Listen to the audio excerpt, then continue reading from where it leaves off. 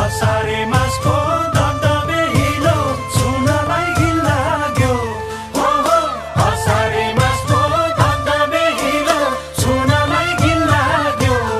ओहो मायालु जनलाई फरिया किन्दा